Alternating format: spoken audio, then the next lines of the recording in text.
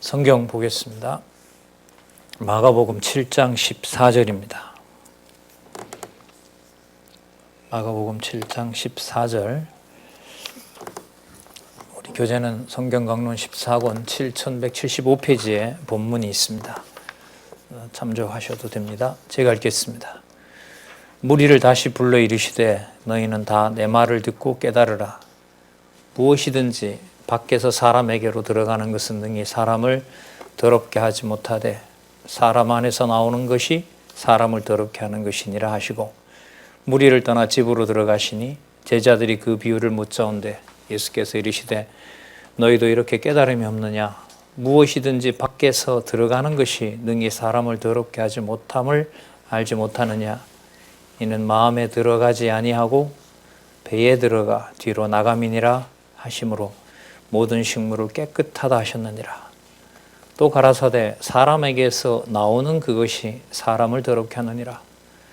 속에서 곧 사람의 마음에서 나오는 것은 악한 생각, 곧 음란과 도적질과 살인과 간음과 탐욕과 악독과 속임과 음탕과 흘기는 눈과 해방과 교만과 광팬이 이 모든 악한 것이 다 속에서 나와서 사람을 더럽게 하느니라. 교재 7175페이지에 보시면 마가복음 7장 14절에서부터 23절까지 비유를 풀어 버림당하는 말씀의 신분을 드러내어 증거하시는 내용이 나타납니다. 정말 괜찮습니다.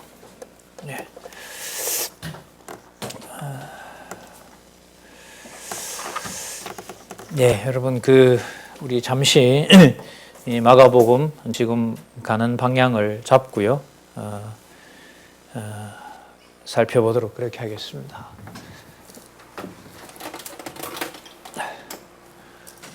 우리 마가복음 신분에 의한 성취죠. 1장에는 직임에 의한 성취가 있었습니다. 직임은 3직이죠. 선지직, 왕직, 제사장직. 그리고 그 3직을 이 신분하고 연관시켜야 된다 그랬어요. 그래서 살펴보겠지만 신분의 내용이 어떠하든지 간에 이 내용에는 선지직, 왕직, 제사장직이 꼭 전제가 된다는 걸 이런 시도가 이제까지는 없었단 말이죠. 이 성경신학 나올 때까지는 또 새로운 내용으로 시작했는데 우리는 이 제2장이다 이렇게 붙이는 게 벌써 제1장을 꼭 설명해야 된다는 거죠. 자, 그러면 신분에 의한 성취가 이제 3절로 되어 있는데 3절은 쓰지 않았습니다만 우리가 살펴봤던 본래의 신분에 의한 성취가 5장까지 나타났었죠. 아들 신분으로부터 시작해서 그 다음에 통치자, 그 다음에 속죄주 이렇게 진행이 됐었죠. 죄송합니다. 아들, 속죄주, 통치자 이렇게 됐습니다. 하나님 아들이시고 그분이 속죄주이시고 그분이 통치자가 되신다는 것 순서대로 말씀을 드렸습니다. 그 다음에 2절이 참 중요합니다. 이 마가복음 6장에서부터 10장 45절까지 이 낮은 신분을 정말로 인간 중심으로 보면 안 되는 게 인간 중심으로 본다는 것은 내가 마음만 먹으면 낮아질 수 있다는 거예요. 절대로 그렇지가 않습니다. 그러니까 이 낮은 신분의 근거가 뭐냐면 본래 아들의 신분이고 속죄주 신분이고 통치자 신분이시기 때문에 가능한 겁니다. 이렇게 연결이 돼야 되는 거예요. 오늘 우리 본문을 읽었습니다만 그 본문은 낮아진 신분에 의한 성취 내용입니다. 우리 본문 살펴보겠습니다만은 낮아진 신분에 의한 성취를 분명히 보여주세요. 내가 어떻게 됐다, 낮아졌다. 왜냐하면 본래 신분을 가지고 있기 때문에 이렇게 됩니다. 그러니까 연결이 안 되면은 이제 이 복음서의 진행이 어려운 거죠. 불가능합니다. 그 다음에 낮아질 신분은 이제 어디에 초점을 맞추시냐면 예수님께서 죽으셨다가 살아나셔야 되는데 이제 죽으시는 예고편을 많이 배척을 당하고 버려지는 상황으로 보여주세요. 그리고 이제 10장 46절부터 이제 제3절이 되겠죠. 기록하지 않았습니다만 제3절 높은 신분에 의한 성취 이렇게 가게 됩니다. 자, 그럼 지금 우리 살펴봤던 7장 14절에서부터 23절도 이게 지금 살펴본 낮아진 신분에 의한 내용이고 또 내용으로 보면 버림당하는 신분과 관계가 돼요. 자, 그런데 지금 이 7장 14절에서부터 23절을 보시면 이게 낮아진 것하고 무슨 상관이 있지? 참 풀어나가기가 어려워요. 저희들이 일주일 만에 뵀습니다마는 그렇기 때문에 앞부분하고 연결을 꼭 시켜야 된다는 거죠. 앞부분에 뭐가 나왔냐면요. 7172페이지에 보시면 당하는 신분의 증거를 위해서 버림당한 신분임을 당신이 가르치십니다. 그리고 지난 시간에 살펴봤던 7장 1절에서부터 13절에는 하나님의 말씀을 버린다는 책망을 통해서 버림받을 신분을 증거합니다. 핵심은 하나님 말씀을 버린다는 거죠. 그 근거가 6절에 보면 이사야 선지자의 예언대로 바로 하나님의 말씀을 입으로는 말을 하지만 버린다라는 내용이 지난번에 나왔습니다. 그러면 조금 전에 읽었던 내용하고 간단하게 이렇게 연결을 시키겠습니다.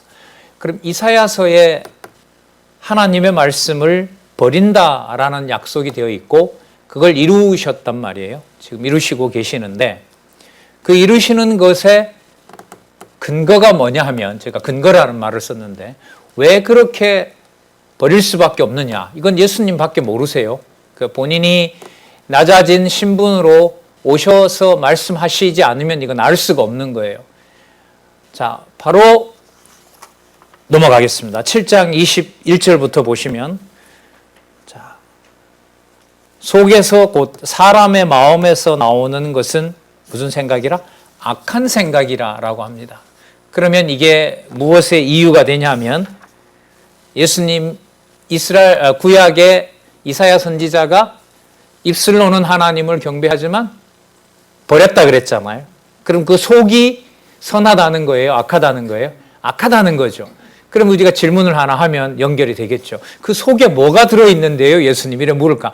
그 속에 뭐가 들어있냐 하면 그게 22절부터 나오는 거예요. 그러니까 이사야서에 약속한 것을 이루시는데 예수님께서는 왜 그럼 이사야서에 그런 내용이 이루어질 수밖에 없느냐? 바로 그 속에 뭐가 있기 때문에 이러이러한 악한 생각이 있기 때문에 그렇다. 그래서 여러분 우리가 많이 들으셨던 말씀이죠. 사람 안에서 나오는 것이 더럽게 하는 것이고 밖에서 들어가는 것은 더럽게 하지 않는다. 이걸 우리가 좀 이 맥락 없이 막 썼어요. 근데 이제는 그 말씀들이 어디에 나오는지 우리가 좀 초점을 맞춰야 돼요. 자, 중요한 연결은 이렇게 됩니다. 이사야서에 약속된 대로 이루시는데 그 약속을 예수님께서 오셔서 이루시는 거예요. 어디를 정죄하면서 마음에 의도한 바가 악하다는 것을 뭐 하시면서 정죄하시면서. 자, 그럼 이게 어느 방향으로 가냐면요. 마음에 악한 것이 가득 찼으니까 이사야 선지자의 말씀대로 약속대로 예수님을 버리겠습니까? 버리고 배척하겠습니까? 버리고 배척하시겠죠. 배척당하시겠죠. 그러므로 본인이 어떤 신분이다? 낮아진 신분이라는 것을 보여주시는 거예요. 그러니까 낮아지는 것, 그리고 배척당하시는 것, 버림당하시는 것이 우리가 마음먹은 대로 되고 우리가 마음먹은 대로 할 수 있고 이런 게 아니에요. 예수님께서는 반드시 그 일을 당신이 낮아지신 것을 하늘에 계신 아버지께서 내 뜻대로 순종하고 있다고 허락을 안 하시면, 평가를 안 해주시면 그거는 그야말로 아무것도 아닌 게 되는 거예요. 자, 그런 부분이 마가복음 여러분 3절 중에서 바로 제2절 낮은 신분에 의한 성취입니다. 이 부분을 대부분 그 도덕 교과서로 만들어 놨기 때문에 도저히 성경을 읽어 나갈 수가 없어요. 연결을 시킬 수가 없는 거예요. 예. 자, 그러나 여러분 성경 신학은 보시는 것처럼 7175페이지라는 어마어마한 페이지를 여기다가 지금 기록을 하고 있는 거죠. 뭐 된다? 연결된다는 사실을 강조하고 있는 겁니다. 잠시 우리 보면은요, 음란, 도적질, 살인, 여러분 11가지인가 이러는데요. 이게 여러분 한 가지 따로 놓는 게 아닙니다. 하나씩. 하나를 어기면 어떻게 돼요? 다 어기게 되는 겁니다. 그 음란 마찬가지겠죠. 그 자기 하고 싶은 대로 하는 거, 뭐 간음, 탐욕, 압독, 속임, 음탕, 흘기는 눈은 여러분 시기심입니다. 시기, 질투심. 그 다음에 선을 회방하는 거. 그 다음에 교만한 거. 그 다음에 광패라고 나오는데요. 이걸 좀 찾아보면 이 광패는 뒤에 보면 앞으로 시내라고 나오는데요. 무감각한 겁니다. 그러니까 무지한 거죠. 내가 나를 모르는 거예요. 내가 나를 모르는 겁니다. 악한 줄 모르는 것. 그게 바로 광패니까. 광패는 어리석음, 분별이 없는 거, 이런 거라고 보면 됩니다. 23절에 보시면 이 모든 악한 것이 어디에서 나와서? 다 속에서 나와서 사람을 더럽게 하느니라. 이렇게 나옵니다. 자, 당신이 그러면 버림당할 신분은 이렇게 정리가 되겠죠. 이사야서에 약속된 대로 이루어지기 때문에 버려지시는 거고요. 그리고 예수님께서 그 속에 있는 것을 뭐 했기 때문에 예수님을 받아들일 수 없는, 하나님의 아들로 받아들일 수 없는 본성을 가지고 있다는 것을 예수님께서 뭐 해버렸어요? 확 드러내버렸어요. 드러내버렸으니까 그 본성대로 본성대로 예수님을 받아들이는 것이 아니라 어떻게 하겠어요? 버리게 되는 거죠. 그래서 이게 뭐하고 연관된다? 낮아진 신분하고 연관이 되는 겁니다. 자, 그런데 여기서 이제 매우 중요합니다. 이렇게 말씀하시는 예수님, 그리고 이렇게 그 버림당한 신분이 되시는 것이 당신이 능력이 없어서가 아니라, 아까 이사야의 예언에도 나오지만 하나님께서 이미, 그러니까 아버지가 이미 약속해 놓은 것을 아들을 통하여 어떻게 하고 계시다? 이루시고 계신다는 거예요. 그러면 하나님 아들이 맞는지 아닌지를 뭐 하셔야 돼요? 보여주셔야 돼요. 그래서 마가복음 구조가 아주 중요한 특징이 뭐가 나오냐, 무슨 내용이 나온다고 말씀드렸냐면 배척당하는 사실이 나오는데 그 다음에 바로 표적이 나와요. 표적이 나온 다음에 또 뭐가 나오느냐? 배척당하신다는 내용이 나와요. 그럼 우리 생각에는 하나님의 아들로서 사람이 할 수 없는 표적을 행하시면 당신이 악한 자들을 물리치고 뭘 안 당하시면 돼요. 배척을 안 당하시면 되죠. 우리 생각은 거기까지예요. 성경은 이걸 훨씬 뛰어넘어요. 아버지께서 정하신 자리로 가셔야 돼요. 낮은 신분으로 가셔야 되는 거예요. 자, 여기서 아까도 말씀드렸죠. 인간들이 착각하는 것이, 바리새인들과 서기관들이 모세의 율법대로 내가 뭔가 겸손을 행하면 그게 내가 겸손해지는 줄 착각한단 말이에요. 이게 인간 세상하고 맞지 않습니다. 그럼 두 번째, 예수님께서 그 버려지시는 상황, 버림당하는 신분이 되신 것은 당신이 무능력해서가 아니라 아버지 아들이라는 사실을 증명하는 거예요. 순종하는 거죠. 아버지 앞에. 그 다음에 세 번째, 아버지 아들인 걸 어떻게 하느냐. 그래서 뭘 보여주세요? 표적을 보여주시는 거예요. 그래서 마태복음에 나타난 표적하고 마가복음에 나타난 표적의 의도는 매우 다릅니다. 똑같이 결국 올라가면 예수는 누구다? 구약에 언약하신 그리스도시다라는 게 분명하지만 과정에서는 아주 차이가 많이 납니다. 그래서 마가복음의 특징 중에 하나가 당신이 버려지신다고 하고 표적을 보여주시고, 표적을 보여주신 다음에 또다시 뭐라고 하시고, 나 버려진다. 너네들이 날 배척할 수밖에 없다. 이렇게 하는 거예요. 그러면 7장 1절에서부터 23절 버림당한 신분을 가르치셨잖아요. 그러면 그것이 능력이 없어서가 아니라 아버지의 뜻을 이루는 것이라는 걸 보여주기 위해서 아버지로부터 온 내가 속죄주고 내가 통치자고 내가 하나님의 아들이라는 것을 증명해 주셔야 돼요. 그래서 제목을 한번 보세요. 7177페이지에 보시면 7장 24절부터 8장 26절까지 무엇으로 신분을 드러낸다? 표적으로 이렇게 나와요. 표적으로. 그럼 이때 신분은 무슨 신분일까요? 생략되어 있는 것이 버림당하는 신분인 거죠. 그러니까 표적으로 당신이 버림당한다는 내용을 확증해 주시는 거예요. 자, 그러면 보겠습니다. 먼저 7장 24절에서부터 30절에 보시면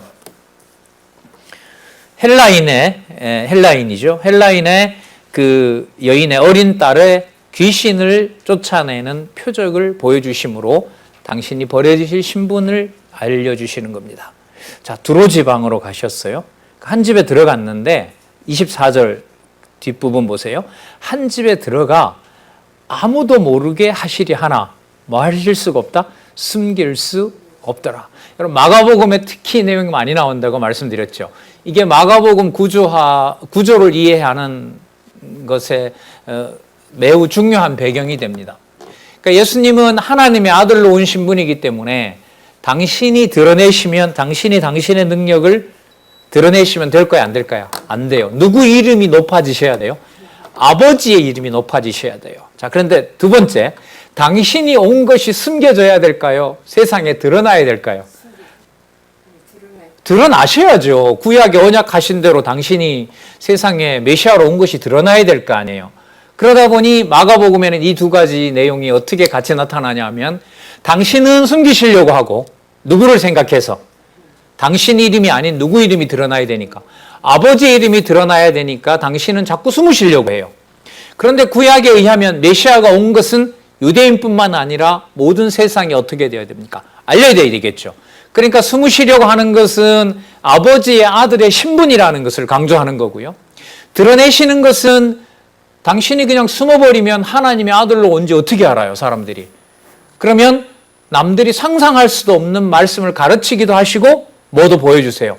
표적도 보여주심으로 이분이 구약에 언약하신 누가 맞다? 메시아가 맞다. 이렇게 되는 거예요. 그래서 22절에 24절에 또 나온 거예요. 이게 한 집에 들어가 아무도 모르게 하시려 하나 뭐 하실 수가 없더라? 숨기실 수가 없더라. 이 표현이 마가복음의 특징을 나타내는 아주 중요한 표현 중에 하나입니다. 그게 뭐를 반영해 주냐 하면 바로 마가복음 구조를 반영해 주는 거예요. 높으신 분으로 본래 하나님의 아들로 오셨지만 낮아지심으로 낮아진 것이 힘이 없어서가 그런 것이 아니라 아버지의 이름이 드러나야 되고 아버지의 이름으로 드러나는 아들인 줄 어떻게 하느냐? 뭘 통해서 또 보여주세요? 가르침과 표적을 통해서 가르쳐 주시는 거예요. 마가복음에 여러분 지금 말씀드렸던 내용들이 마태복음에 나타난 선지직, 왕직, 제사장직을 제가 한 번도 얘기를 하질 않았는데 지금 말씀드리면서 이미 이 속에는 선지직과 왕직과 제사장직이 어떻게 되어 있어요? 이미 다 포함되어 있는 거예요. 그렇게 해서 마태복음, 마가복음, 다음에 이제 누가복음에 가면 또 이런 말씀으로 연결을 또 짓겠죠. 요한복음, 사도행전 1장 11절까지 그때 가서 또 말씀드리도록 하겠습니다. 내용인지 그렇습니다. 이 여자는 헬라인이고요. 26절에 보면 스로보니게 족속이라는 거죠.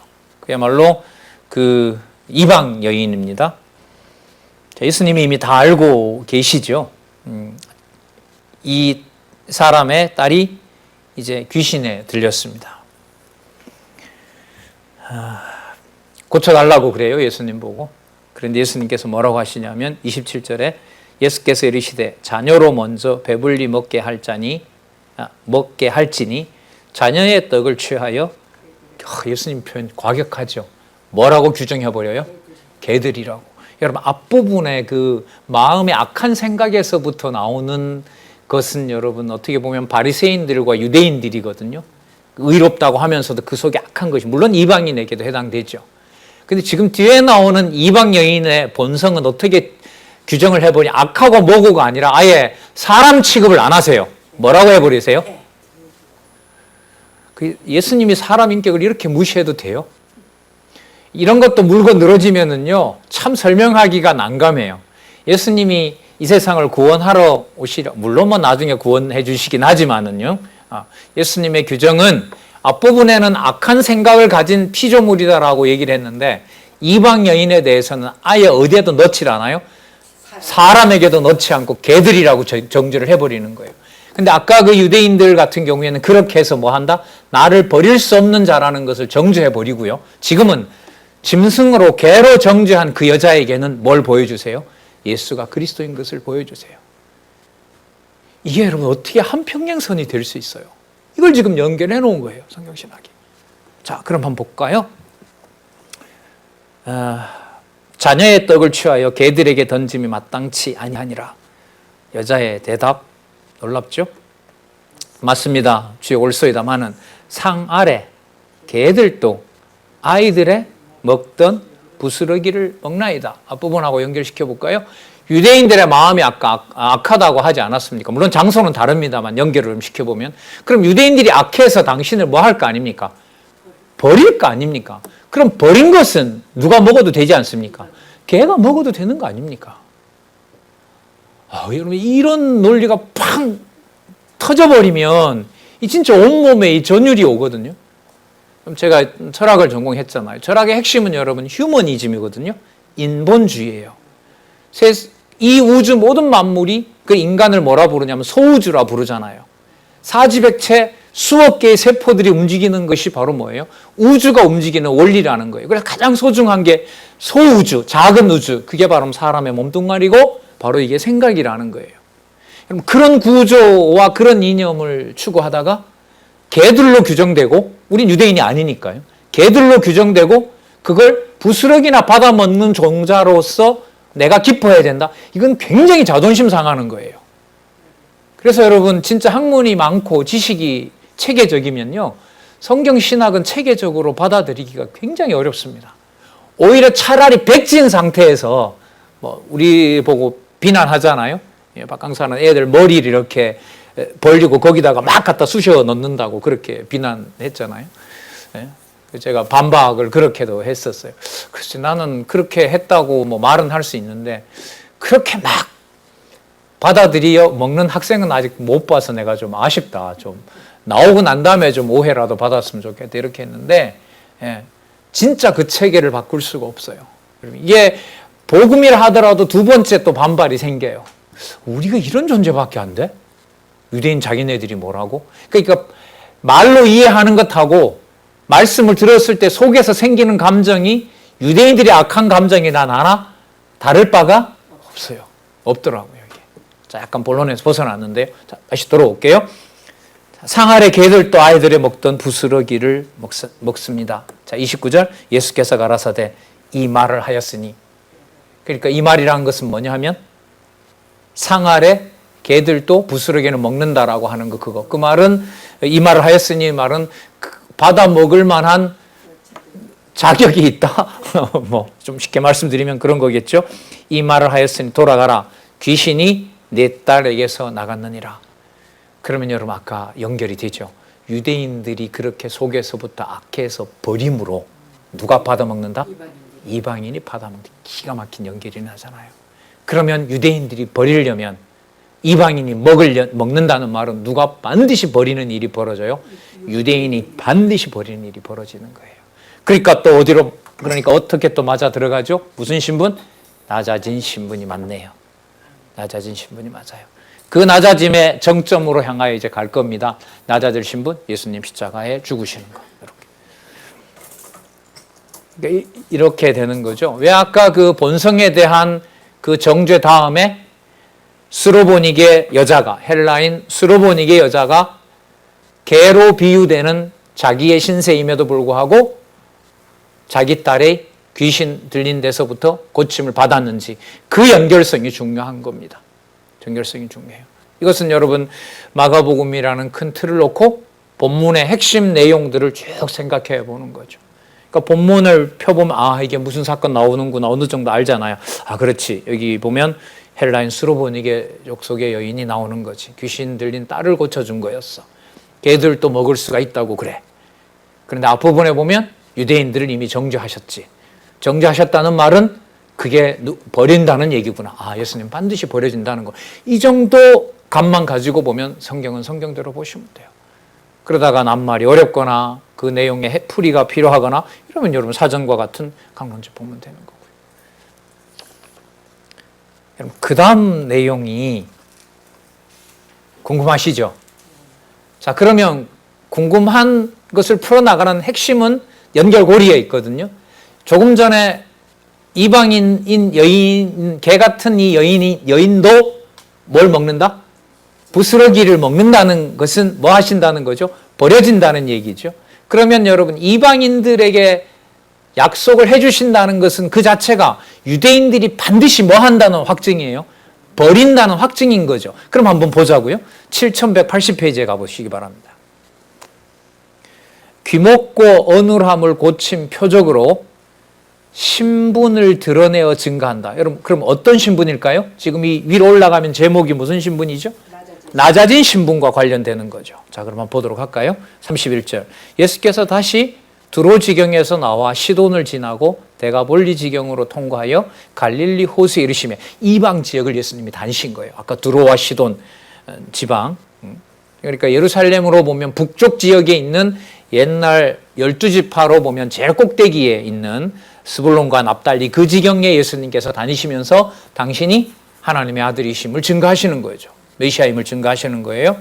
32절에 보면 사람들이 귀먹고 어눌한 자를 데리고 예수께 나와 안수하여 주기를 간구하거늘 33절 예수께서 그 사람을 따로 데리고 무리를 떠나사 손가락을 그의 양귀에 대고 침뱉어 그의 혀를 손에 대시며, 지금 코로나 상황에서 이러시면 안 되죠. 예를 들면 그러니까 예수님은 그러셔도 돼요. 예수님은 왜냐하면 속죄주의시기 때문에, 치유하실 수 있는 분이기 때문에 참 귀한 행동을 하세요. 한번 상상 한번 해보세요. 사람들 보는 앞에서 안 하고요, 따로 데리고 가셨어요. 이런 기록들은 나중에 다 알려주셨기 때문에 이제 이런 기록은 가능하겠죠. 당시에는 몰랐을 거예요. 그 사람을 따로 데리고 무리를 떠나서 손가락을 그 양귀에 대고, 손가락을 양귀에 대요. 그 다음에 침을 뱉어요. 그리고 침 뱉은 것을 가지고 그 사람 혀에다 대요. 자, 34절에 보시면 하늘을 우러러 탄식하시며 그에게 이르되 에바다. 에바다라는 말은 열리라 이런 뜻이에요. 열리라. 열려라. 열리라는 뜻이라. 그가 귀가 열리고 혀에 맺힌 것이 곧 풀려 말이 분명하더라. 36절 한번 보세요. 귀한 행동으로 예수님께서 표적을 행하셨으면, 자 봐라 내가 누가 맞다, 하나님의 아들이 맞다, 이런 내용이 나오면 쉽게 우리가 연결을 해갈 수 있거든요. 그런데 36절에 보시면 뭐라고 하시냐면 예수께서 저희에게 경계하사 아무에게라도 뭐 하지 말라? 이르지 말라 하세요. 여러분 아까하고 똑같죠? 들어가셨는데 알리지 말라 하시는데 더 드러나고, 여기도 보세요. 당신이 어떻게 하세요? 아무에게라도 이르지 말라. 그런데 그 다음 내용 볼까요? 경계하실수록 저희가 더욱 어떻게 한다? 널리 전파된다. 이게 마가복음의 구조를 이해하는 매우 중요한 내용인 거예요. 또 나오잖아요. 사람들이 심히 놀라가로되 그가 다 잘하였도다. 귀머거리도 듣게 하고 벙어리도 말하게 한다. 여러분 이게 두로, 시돈, 데가볼리, 갈릴리죠. 여기 오셔서 여러분들 이 사람들에게는, 자 34절을 잠시 볼게요. 하늘을 우러러 탄식하신다는 말은 아버지여 이들을 고쳐달라는 거죠. 그리고 아까 그 행하신 것은 어떤 그 물질에 그게 있는 것이 아니라 뭐 좀 신학적인 해석을 조금 좀 하게 되면 침이라든지 혀에 손을 대는 거라든지 그 다음에 양귀에 대는 거라든지 이걸 뭐 깊게 우리가 여기서 무슨 깊은 신비적인 이런 상징으로 들어갈 필요는 없는 거고요. 예수님께서 그 몸에 뭐 하시는 거예요? 일단은 터치를 하시는 거죠. 같이 교감을 하시는 거예요. 어쨌든 간에 직접 고쳐주시는 거죠. 그리고 그 다른 부분에 보면 그 백부장의 아이가 죽었는데 거기서는 어떻게 하시죠? 본인이 위에 그냥 눌러버리잖아요. 그러면서 당신이 이제 메시아임을 증거하시는데 아무튼 이해가 되지 않는 기이한 행동을 가지고 예수님께서 귀먹은 자를, 귀먹고 어눌한 자를 고쳐주십니다. 그러면서 아까 34절에 보면 만약에 이런 표현이 안 나왔으면은요, 진짜 기괴한 행동을 하신 것밖에 안 돼요. 그런데 34절에 보면 뭐라고 하세요? 하늘을 우러러 탄식하신 거예요. 그러면 이게 누구 아들이라는 증거예요? 그렇죠. 떡을 받아서 축사하셨다라든지 이런 내용들을 설명할 때 말씀드렸잖아요. 그리고 아버지께 꼭 기도를 하지요. 뭐 반드시 그렇게 하시는 건 아닌데 아버지께 기도하시고 민망히 여기셨다 그러고 이런 표현들이 나옵니다. 여기서는 뭐라고 나오냐면 하늘을 우러러 탄식하시며, 그러니까 이방인들에게 복음이 전해지지 않아서 어느 누구도 그걸 고칠 수 없는 상황 아니에요. 그걸 예수님께서 고쳐주시는 거죠. 자, 그 다음에 좀 연결을 시키면 탄식 속에는 어떤 의미도 들어있냐면 누가 버려서 누가 먹는 거죠, 지금? 유대인이 버려서 누가 먹는 거예요? 이방이 먹는 거죠. 여러분, 이 논리가 얼마나 인간적으로 마음 아픕니까? 누가 버려야 누가 먹으니까. 내 동족이 버려야 어떻게 해요? 이방이 먹는 구조거든요.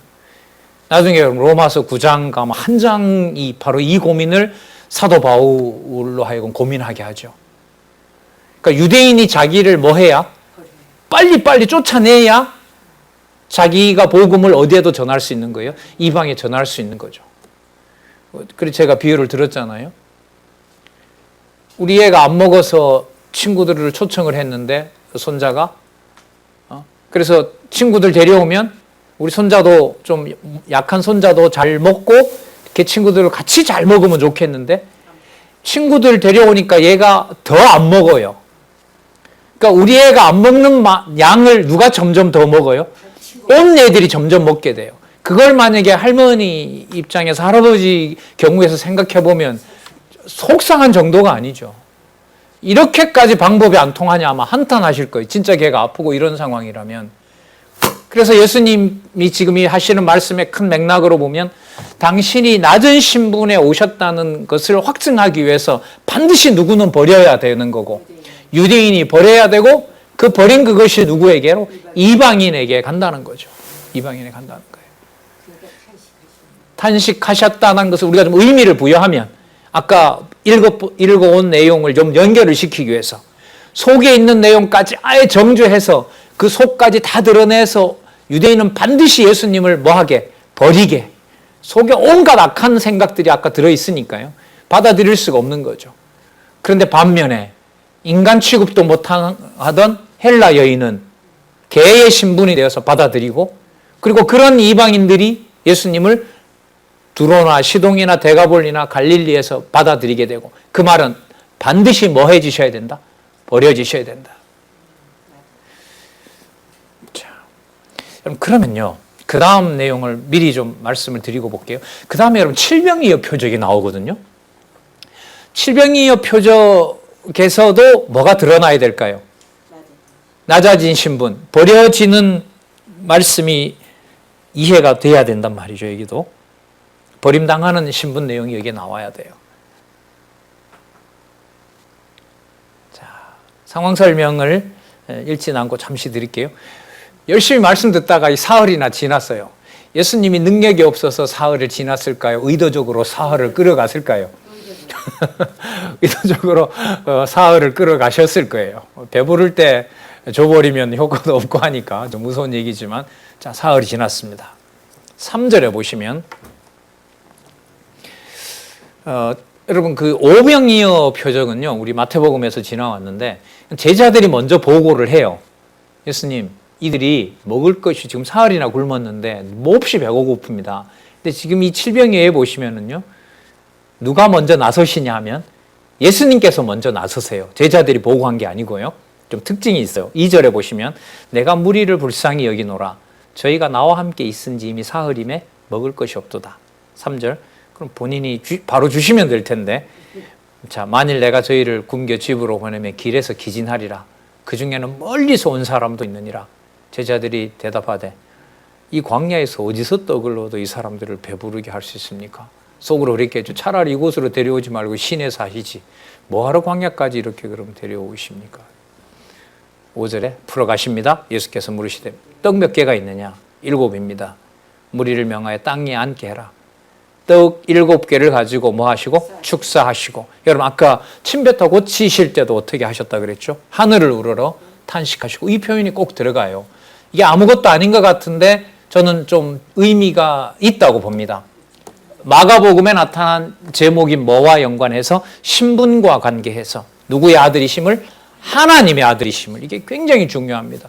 그래서 아까 말씀드린 대로 당신은 많은 표적을 행하고도 일차적인 게 아니라 본인은 안 드러내세요. 반드시 숨기셔야 돼요. 근데 뭘 드러내시느냐? 무엇은 드러내시느냐? 이 부분이에요. 낮아질 신분과 관련해서 십자가 죽으시겠다는 얘기는 십자가에서 죽으신다는 얘기는 굉장히 강조를 합니다. 제자들은 듣기 싫을까요? 좋을까요? 싫어하시는 거죠. 그러나 누가 정하신 뜻은 맞아요? 그렇죠. 아버지 하나님이 정하신 뜻은 맞아요. 그러니까 표적이 일으키신 것은 아버지의 아들의 신분임을 강조하기 위해서 숨기셔요. 숨기면서 그래도 하나님은 정하신 대로 예수님을 메시아로 드러내세요. 반대로 당신이 죽으신다는 사실은 치욕을 당하시고 죽으신다는 사실은 숨기는 게 아니라 뭐 하세요? 얘기하세요. 근데 그 얘기는 제자들이나 사람들이 듣기 싫어해요. 그러나 그 제자들이 싫어하지만은 당신이 십자가에 치욕을 당하고 수치를 당하고 죽으시는 것은 누가 좋아하시는 정하신 뜻이에요. 아버지가 정해 놓으신 좋으신 뜻인 거예요.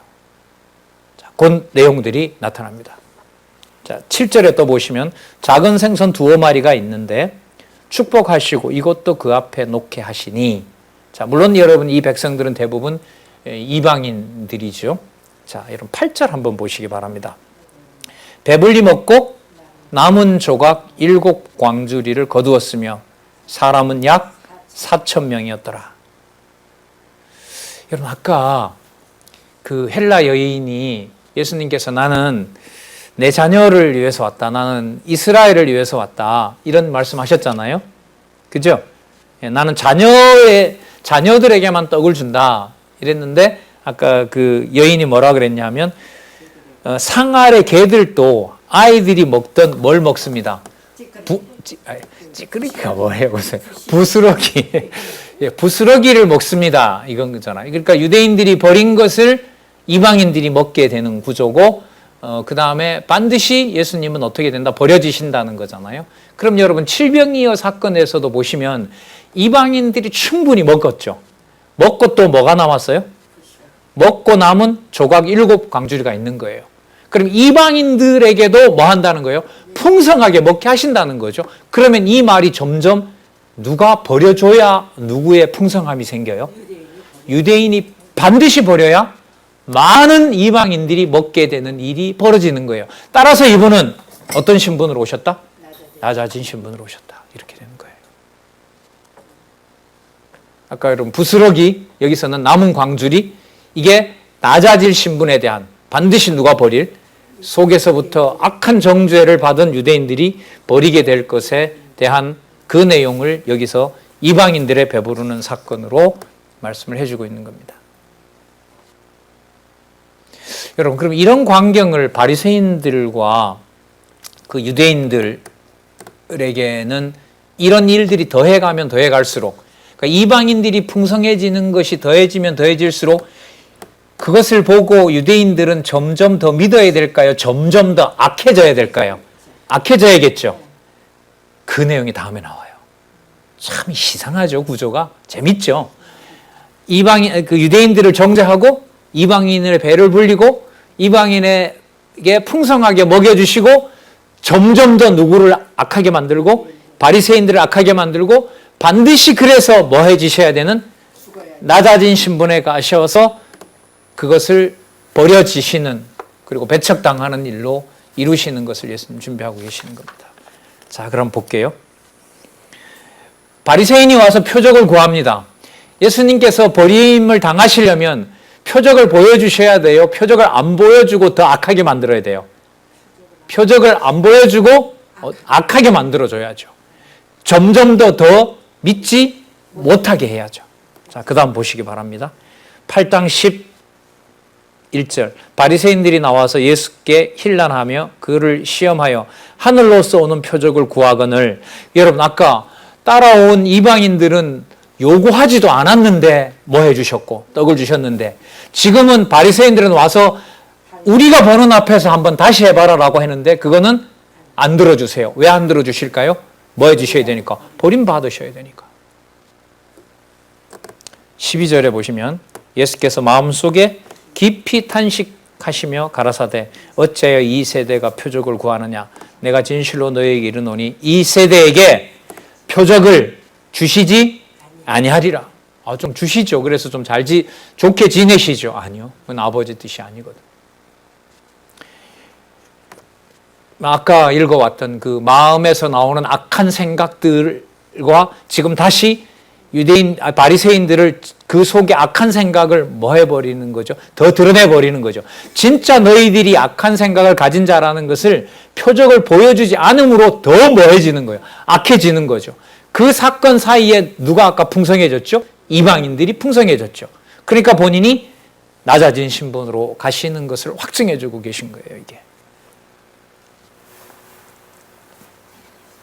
이 세대에게 표적을 보여주지 아니라. 그러니까 13절에 보면 배 타고 가버리시는 거예요. 자, 그런데 14절에 보면 제자들이 떡 가져오기를 잊었으며 배에 떡 한 개밖에 저희에게 없더라. 15절 예수님께서 이런 말씀하세요. 예수께서 경계하여 가라사대 삼가 바리새인들의 누룩과 헤롯의 누룩을 주의하라. 바리새인들은 여러분 종교 권력을 가진 자들이고요. 헤롯은 가짜 왕인 거죠. 세례 요한을 죽인 자고요. 어쨌든 바리새인들의 누룩과 헤롯의 누룩을 주의하라.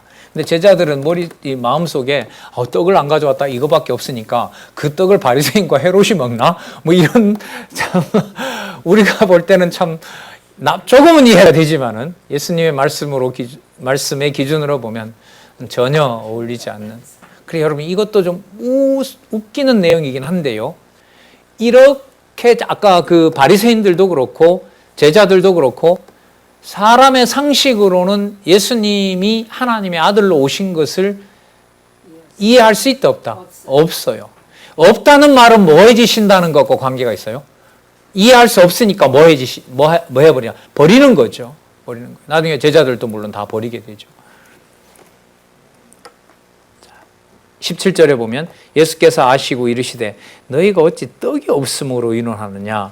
아직도 알지 못하며 깨닫지 못하느냐? 너희 마음이 둔하냐?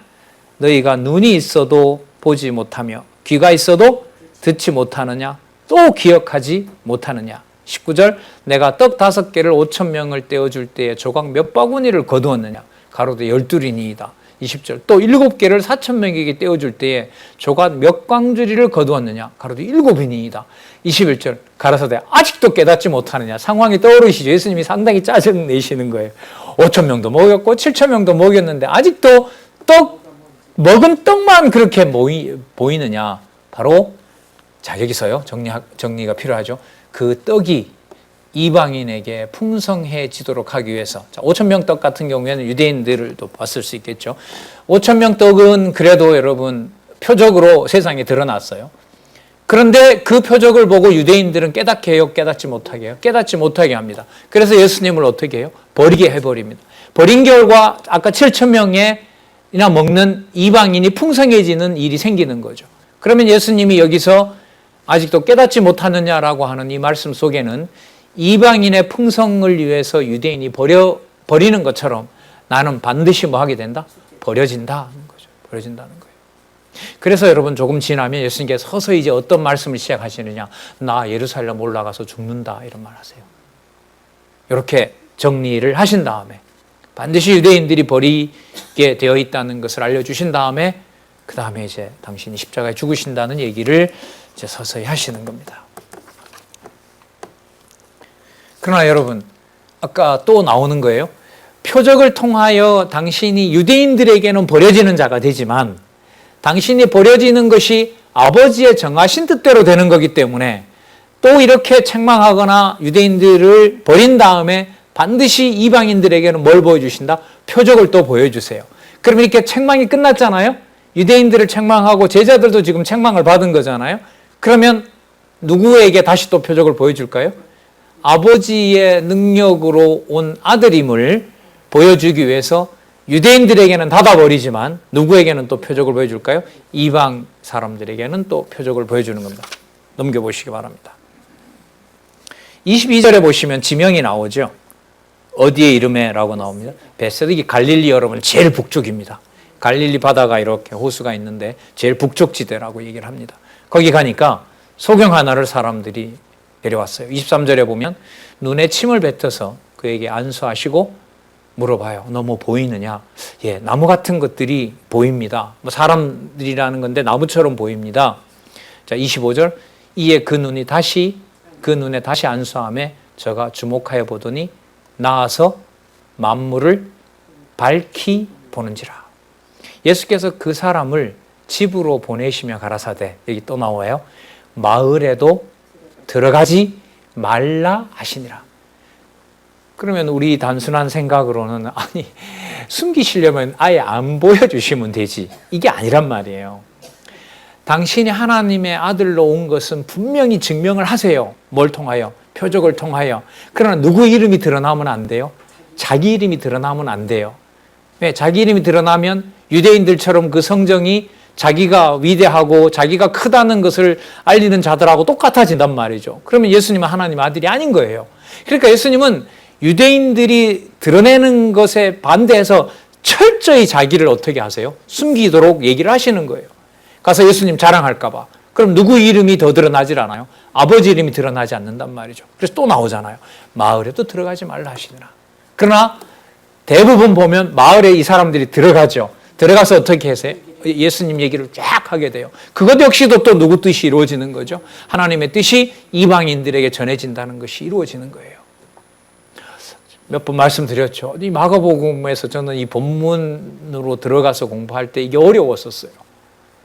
한두 번 나오는 게 아니고 예수님은 고쳐주시고 뭐 하지 말라 그러고 숨기시고 고쳐주시고 숨기고 보여달라고 하면 안 보여주고 아무 말씀도 안 하셨는데 가만히 있는 사람들에게 또 표적을 보여주시고 이런 일이 일어난단 말이죠.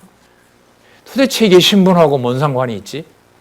근데 어디서부터 이제 해결이 돼버리느냐? 여기서부터죠. 본래의 신분. 아, 하나님의 아들이구나. 근데 하나님의 아들인데 왜 버려지시고, 버려지시려면 숨기셔야 되는 거구나. 그럼 이방인 얘기는 마가복음에서 왜 하실까? 반드시 누가 버린다? 유대인들이 버린다는 것을 확증해 주시는 거구나. 그래서 예수님이 당신이 하나님의 아들로서 온 표적은 이방인들에게 확실하게 보여주시고 드러내시지는 않고 유대인들은 점점 악해져서 뭐 하는구나? 버리게 되는 거구나.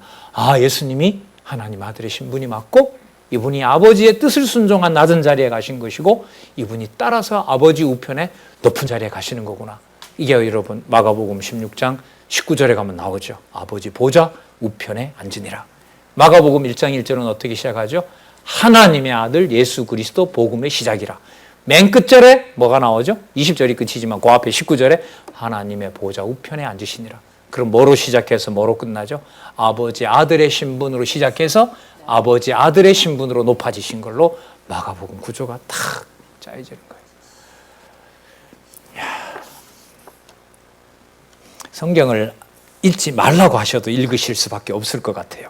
제 기준으로, 제 느낌으로 보면. 시간 한 몇 분 남긴 했는데요. 그 8장 27절부터 10장 45절까지 이 부분이거든요. 낮아질 신분에 의한, 그건 우리 다음 시간부터 하도록 하겠습니다. 한 1, 2분 남았는데요. 잠시 그 정리는 우리 교재를 참조해서 좀 하도록 하겠습니다. 7186페이지에 보시면 7186페이지에 보시면 밑에서부터 두 번째 줄, 두 번째 단락. 마가복음 7장에서부터 8장 26절은 예수께서 자신이 구약의 언약을 성취하러 오신 그리스도이심을 버림당하는 신분에 의해서 증거하신 내용이므로서 버림당한 신분을 가르쳐 주시고 그 다음 뭐가 나오죠? 표적. 자, 버림당하는 신분을 가르치시며 표적으로 본래의 신분을 드러내어 증거하신다. 자, 버림당하는 신분인데 힘이 없어서 버림당하는 것이 아니라 누구의 뜻을 따르는 순종이다? 아버지의 뜻을 따르는 순종이다. 그러면 아버지의 뜻을 따르는 줄 어떻게 하느냐? 아들의 증거를 보여줘야 돼요. 그래서 뭘 보여주시는 거예요? 표적을 보여주세요. 마태복음하고 완전히 목적이 다르죠? 이 과정에서는. 자, 그래서 꼭 붙이면 안 돼요. 우리는 공관복음을 우리는 부정합니다. 그대로 놔둬야 돼요. 마태, 마가, 누가, 요한 이렇게 놔둬야 됩니다. 이러한 증거는 여호와 하나님께서 창세전에 작정하신 영원한 뜻에 따라 언약하신 말씀에 바탕을 두고 있다. 그 밑에 보시면요. 시편 근거, 제일 밑에 줄에 볼까요? 이사야 근거, 시편 이사야 근거 이렇게 나오죠. 자, 7187페이지 세 번째 단락에 보시면 신명기 28장 찾으셨어요? 7187 세 번째 단락에 보시면 구약 근거 신명기 28장 밑에 보시면 역대하 36장 17에서 21. 자, 역사서죠. 여기까지. 그 다음 시편 22편 6절, 69편 19절, 109편 25절, 그 다음 기타 다른 데도 있다는 암시를 해주고 있고요. 그 다음 이사야 나오죠. 그러면 여러분 여기 보시면 신명기에서부터 이사야까지 성경, 구약 성경 전체죠. 섭리를 통한 언약, 역사서, 찬양을 통한 언약, 시가서, 그 다음에 예언을 통한 언약, 선지서, 그 모든 내용들이 6장에서부터 8장 오늘 26절까지 했던 내용의 무슨 신분? 낮아진 신분에 의한 성취 내용의 근거를 구약에서 잡은 겁니다. 그럼 앞으로 공부가 된다, 공부를 한다는 것은 여러분 어떻게 깊어지는 거냐면요. 오늘 우리가 살펴본 마가복음 6장에서부터 8장 26절의 내용의 본문을 숙지하시고 구조 속에 하나님 계시 중심의 내용을 가지고요.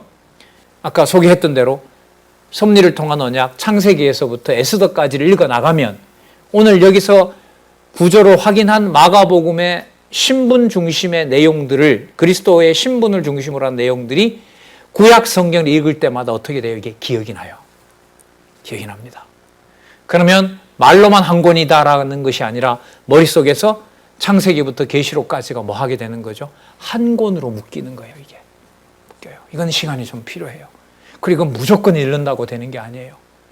연결의 고민도 필요하고요. 위로 올라가는 하나님 존재, 하나님 계시 중심의 깊이 있는 고민도 필요해요. 이런 공부가 풍성해지기를 원하는 겁니다. 기도하겠습니다. 하나님 아버지, 오늘도 귀한 말씀, 이 좋은 공간에서 함께 나눌 수 있도록 해주셔서 감사드립니다. 함께 할 수 없는 많은 지체들, 각자 하나님께서 주신 여건과 상황 따라 진리의 말씀 더 사랑할 수 있도록 하나님의 놀라운 은총과 보호를 간절히 소원합니다. 그래서 함께 모이는 날, 함께 저희들이 진리 투쟁을 하는 날, 받은 바 진리의 말씀에 확고한 토대를 두고 비진리를 척결해가고 하나님 살아계신 것을 함께 증거하는 주의 훌륭한 군사들이 될 수 있도록 준비시켜 주시옵소서. 예수님의 이름으로 기도드렸습니다. 아멘.